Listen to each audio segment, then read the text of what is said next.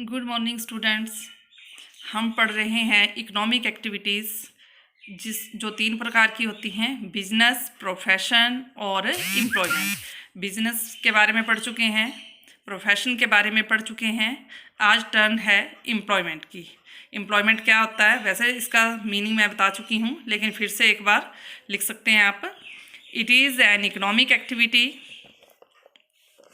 ये एक आर्थिक क्रिया होती है। Here one person appoints another person to complete a job। यहाँ पर एक पर्सन जो है वो दूसरे पर्सन को अपॉइंट करता है जॉब करने के लिए। The person who assign the work is known as employer. जो व्यक्ति काम असाइन करता है उसको एम्प्लॉयर कहा जाता है। And the person who accept the work is known as employ. और जो व्यक्ति काम को स्वीकार करता है, एक्सेप्ट करता है, उसे एम्प्लॉय कहा जाता है। यानी कि जो काम देता है वो एम्प्लॉयर होता है और जो काम स्वीकार करता है उसे एम्प्लॉय कहा जाता है। Remuneration and terms and conditions are agreed by both. Remuneration होती है सैलरी, जो उनको वेतन मिलता है, और जो टर्म्स एंड कंडीशन होती हैं एम्प्लॉयमेंट की, वो दोनों के द्वारा, बोथ ऑफ देम, एम्प्लॉयर और एम्प्लॉय, दोनों के द्वारा जो है वो एग्रीड होती हैं। दोनों उसको मानते हैं, दोनों को वो शर्तें मंजूर होती हैं। जैसे शर्तें होगी कि सैलरी कितनी देगा वो, एम्प्लॉयर जो है वो सैलरी इतनी दे रहा है और एम्प्लॉयज़ को वो शर्त मंजूर है, वो उस सैलरी पे काम करने के लिए तैयार है। या फिर टाइमिंग हो सकती है कंपनी की इतने से इतने बजे तक, और एम्प्लॉयर वो बताएगा कि मेरी कंपनी में जो काम करना होगा आपने वो इतने बजे से लेकर इतने बजे तक होगा, और एम्प्लॉय को वो भी एक्सेप्ट होगा। और इस तरह से और भी बहुत सारी जो है वो टर्म्स एंड कंडीशंस जो है वो हो सकती हैं कंपनी की बिजनेस के अंदर, तो दोनों के द्वारा वो एक्सेप्ट होंगी, तो उसे बोला जाता है एम्प्लॉयमेंट। समझ गए? अब इसके फीचर्स, सबसे पहला वही आ जाएगा फीचर कि बिजनेस, प्रोफेशन और एम्प्लॉयमेंट, तीनों में आप एक बात याद रखना, तीनों की जब आप पहली फीचर करेंगे तीनों में यही लिखना आप, एन इकोनॉमिक एक्टिविटी। तीनों ही क्या हैं? इकोनॉमिक एक्टिविटी हैं। बिजनेस में भी पैसा मिलता है, प्रोफेशन में भी फीस आती है मनी के रूप में, और तीसरा जो है वो एम्प्लॉयमेंट, इसमें भी कोई व्यक्ति जब काम करता है, किसी के अंडर कोई नौकरी करता है, तो बदले में उसे भी रेमुनरेशन जो है वो मिलता है। तो इस तरह से ये तीनों ही मनी से रिलेटेड हैं और ये इकोनॉमिक एक्टिविटी है। सेकंड, इसमें से ही आपने ड्रॉ करनी है इसके features. One person appoint another person to complete a job. एक व्यक्ति दूसरे व्यक्ति को काम करने के लिए जो है वो अपॉइंट करता है। Third, personal service. अब एम्प्लॉयमेंट में जो सर्विस व्यक्ति देता है या जॉब करता है, जो वो पर्सनल सर्विस देता है। पर्सनल सर्विस का मतलब है कि वो अपनी व्यक्तिगत सेवाएं प्रदान करता है, किसी दूसरे को अपॉइंट नहीं कर सकता कि आज तू चला जा मेरी जगह। ऐसा नहीं होता है एम्प्लॉयमेंट में, ऐसा नहीं होता है। इसमें सिर्फ अपनी पर्सनल सर्विसेज, जिस व्यक्ति को अपॉइंट किया गया है वही जो है वो इसमें अपनी सेवाओं को दे सकता है। नेक्स्ट है, नो नीड ऑफ कैपिटल। इसमें पूंजी की ज़रूरत नहीं होती। अब बिजनेस में पढ़ा आपने, अब बिजनेस मैन है, जब उसने कोई बिजनेस शुरू करना है तो उसे कैपिटल की ज़रूरत जो है वो पड़ती है। चाहे वो उसके पास खुद की कैपिटल हो, चाहे वो कहीं से लोन वगैरह ले ले, या कहीं अपने मित्रों रिश्तेदारों से ले ले, तो इस तरह से वहाँ पर कैपिटल की नीड जो है वो होती है।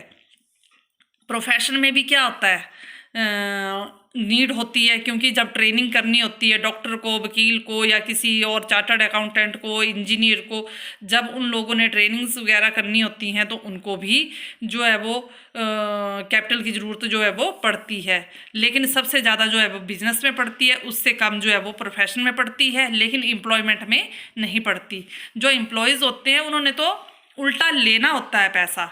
जब वो अपनी जॉब पे जाते हैं तो जब मंथली या डेली या फिर वीकली उनको जो भी कॉन्ट्रैक्ट हुआ है उनका रेमुनरेशन का, सैलरी का, तो उनको मिलती है सैलरी। उनको अपना तरफ से कोई भी कैपिटल जो है वो लगानी नहीं पड़ती। जो भी कैपिटल लगानी पड़ेगी वो किसको लगानी पड़ेगी, जो एम्प्लॉयर होता है, जो स्वामी होता है एम्प्लॉयमेंट का, उसको लगानी पड़ती है। लेकिन जो एम्प्लॉई होते हैं उनको अपनी तरफ से कोई भी पूंजी लगानी नहीं पड़ती, यानी कि no need of capital in employment. Next है no element of risk. No element of risk का मतलब है कि एम्प्लॉयमेंट में रिस्क भी नहीं होता, जोखिम नहीं होता। बिजनेस में जोखिम होता है, पता नहीं माल बिकना है सारा कि नहीं बिकना है। प्रोफेशन में भी रिस्क होता है, लेकिन बिजनेस से थोड़ा कम होता है जो भी। लेकिन जो एम्प्लॉयमेंट होता है उसमें जो है वो रिस्क बिल्कुल नहीं होता कि हमारा पैसा जो है वो डूबेगा। पैसा डूबने का डर बिजनेस में रहता है, प्रोफेशन में भी उससे थोड़ा कम रिस्क रहता है। जैसे डॉक्टर, कोई व्यक्ति डॉक्टर है, उसने अपना कोई क्लिनिक खोला है, पता नहीं चलना है उसका क्लिनिक कि नहीं चलना है, किसने वकालत की है तो क्या पता उसकी वकालत चलेगी या नहीं चलेगी, तो इस तरह से रिस्क बना रहता है। लेकिन एम्प्लॉयमेंट में कोई भी रिस्क नहीं है, क्योंकि यहाँ उसने एम्प्लॉय ने अपनी कैपिटल नहीं लगाई है, इसलिए उसको किसी तरह का कोई रिस्क नहीं होता जॉब में। नेक्स्ट है स्टार्ट फ्रॉम अपॉइंटमेंट लेटर। अब इसको स्टार्ट कहाँ से कर सकते हैं एम्प्लॉयमेंट को? अपॉइंटमेंट लेटर से। एक अपॉइंटमेंट लेटर जो है वो मिलता है एम्प्लॉय को और उससे वो अपनी जॉब जो है वो स्टार्ट कर सकता है। Qualification as per requirement of the job. अब इसमें क्वालिफिकेशन की ज़रूरत पड़ती है, लेकिन किसके अनुसार? As per requirement of the job, job की रिक्वायरमेंट के अनुसार। जैसी जॉब होगी उसी तरह की उसकी क्वालिफिकेशन भी होगी। बिजनेस में क्वालिफिकेशन की ज़रूरत नहीं होती, कम पढ़ा लिखा व्यक्ति भी बिजनेस जो है वो कर सकता है। प्रोफेशन में क्वालिफिकेशन की ज़रूरत बहुत ज़्यादा होती है, तभी प्रोफेशन जो है वो चलते हैं, क्वालिफिकेशन होगी तभी चलेगा।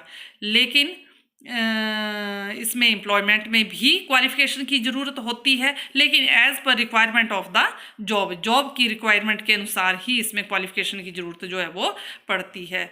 और लास्ट है नॉन ट्रांसफरेबिलिटी। ये लगभग इसी से रिलेटेड है, चाहे ये वाला पॉइंट कर लेना चाहे ये वाला पॉइंट, कि अपनी जॉब को कोई दूसरा व्यक्ति ट्रांसफ़र नहीं कर सकता। जैसे मान लो मैं यहाँ पर गवर्नमेंट स्कूल में टीचर हूँ और मेरी अपॉइंटमेंट कहीं और हो जाती है किसी और स्कूल में, तो मैं अपने किसी रिश्तेदार को छोड़ जाऊँगी और बोलूँगी कि मेरी जगह ये पढ़ा लेगा, तो ऐसा नहीं होता। एम्प्लॉयमेंट में ऐसा नहीं चलता, नॉन ट्रांसफरेबिलिटी होती है। अब बिजनेस में ऐसा चल जाता है, जैसे किसी ने बिजनेस खोला है, किसी को कहीं जाना पड़ जाता है या कोई बीमार हो जाता है, तो वो अपने किसी भाई को या अपने किसी रिश्तेदार को बोल जाता है कि आज तू मेरी शॉप पे चले जाना, आज मेरे बिजनेस को में तू चला जाना। वहाँ ट्रांसफरेबिलिटी होती है, प्रोफेशन में भी नहीं होती। एक डॉक्टर है, वो भी अपनी जगह किसी और को बिठा के नहीं जा सकता कि मेरी जगह तू पेशेंट देख लेना, और एम्प्लॉयमेंट में भी ऐसा नहीं होता। ये थे इसके features, meaning and features of employment. ये हिंदी में भी लिखे हैं कि रोज़गार का अर्थ और परिभाषा क्या होती है।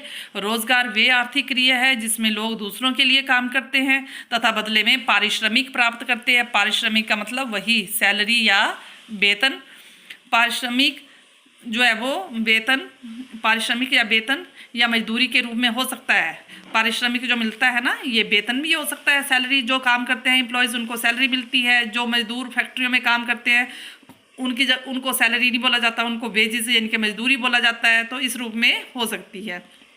इसका भुगतान सेवा की शर्तों के अनुरूप मासिक भी हो सकता है, साप्ताहिक भी हो सकता है और दैनिक भी हो सकता है। जिस तरह का कॉन्ट्रैक्ट साइन किया होगा कि सैलरी कैसे मिलेगी, मंथली मिलेगी, वीकली मिलेगी या डेली मिलेगी, तो उस टाइप से उनको सैलरी जो है वो, रेम्यूनरेशन जो है वो मिल जाता है। अब इसके फीचर्स हैं वही, पहला कि ये आर्थिक क्रिया है, इसमें व्यक्तिगत सेवाएं प्रदान की जाती हैं, कोई दूसरा नहीं कर सकता। स्वामी का नौकर होता है, यानी कि एम्प्लॉयर जो है वो स्वामी होता है, एम्प्लॉई जो है वो नौकर होता है। पूंजी की आवश्यकता नहीं होती, इसमें अपनी तरफ से कोई पूंजी नहीं लगानी पड़ती। इसमें जोखिम भी नहीं होता है, रिस्क नहीं होता है एम्प्लॉयमेंट में, क्योंकि 1 महीने के बाद सैलरी मिलनी ही होती है, अपनी तरफ से कोई रिस्क नहीं होता। नियुक्ति पत्र से आरंभ, अपॉइंटमेंट लेटर से ये शुरू किया जाता है। कार्य की आवश्यकता के अनुसार योग्यता, इसमें योग्यता जो है वो काम की आवश्यकता के अनुसार होगी और नौकरी का हस्तांतरण नहीं कर सकते। अपनी नौकरी किसी दूसरे व्यक्ति को नहीं दे सकते। जिसको अपॉइंट किया गया है वही अपनी सेवाएं इसमें देता है। तो ये थी बेटा एम्प्लॉयमेंट और इसके फीचर्स। अब कल हम पढ़ेंगे इन तीनों में डिफरेंस, बिजनेस, प्रोफेशन और एम्प्लॉयमेंट में क्या डिफरेंस है। Thank you.